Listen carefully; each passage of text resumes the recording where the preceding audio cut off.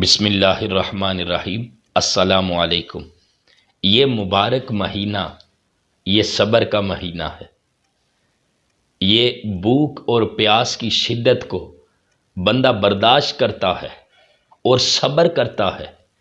حضرت سلمان فارسی رضی اللہ تعالیٰ عنہ نے جو اللہ کے پیارے محبوب علیہ السلام کا رمضان المبارک کی آمد پر ایک طویل خطبہ روایت فرمایا ہے، اس میں میرے آقا صلی اللہ علیہ وسلم نے یہ بھی فرمایا کہ وَهُوَ شَهْرُ الصَّبْرِ وَالصَّبْرُ ثَوَابُهُ الْجَنَّةُ، کہ یہ مہینہ صبر کا مہینہ ہے اور صبر کی جزا فرمایا جنت ہے۔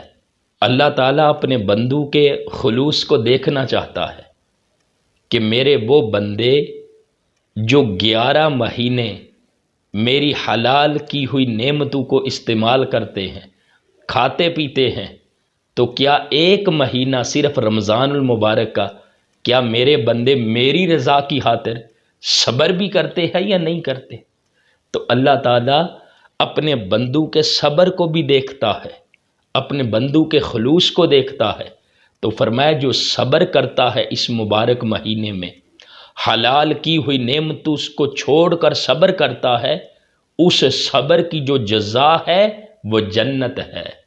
بلکہ قرآن مجید میں تو یہ بھی فرمایا ان اللہ مع الصابرین، بے شک اللہ تعالیٰ صبر کرنے والوں کے ساتھ ہے۔ جو اللہ کی رضا کی خاطر صبر کرتے ہیں نا، اللہ تعالیٰ اپنے ان بندوں کے ساتھ ہے۔ اور پھر کیسا صبر ہے دوستو؟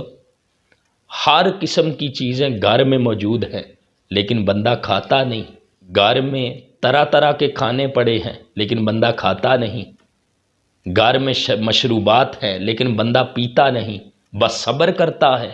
کیوں؟ اللہ رب العزت کو راضی کرنے کے لیے۔ اس پر میں آپ کو ایک چھوٹا سا واقعہ سناتا ہوں۔ الحضرت امام احمد رضا خاں بریلی کے تاجدار، آپ کی عمر تقریباً 4.5 سال تھی تو آپ نے روزہ رکھ لیا۔ جب دن کا وقت کافی حصہ گزر گیا تو آپ کو بھوک اور پیاس کی شدت محسوس ہوئی۔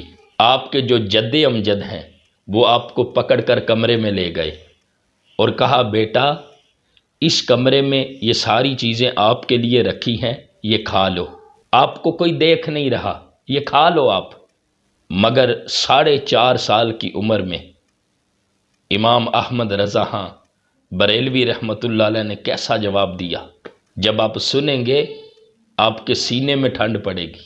آپ نے فرمایا کہ میں نے جب سے روزہ رکھا ہے اور جس کے لیے روزہ رکھا ہے وہ میرا رب مجھے دیکھ رہا ہے، اس لیے میں صبر کرتا ہوں۔ جس کے لیے بندہ روزہ رکھتا ہے وہ رب تو دیکھتا ہے، اس بندے کا ایمان یہ ہے کہ میرا رب مجھے دیکھ رہا ہے، میں نے اس کی رضا کی خاطر روزہ رکھا ہے، اس لیے میں صبر کرتا ہوں۔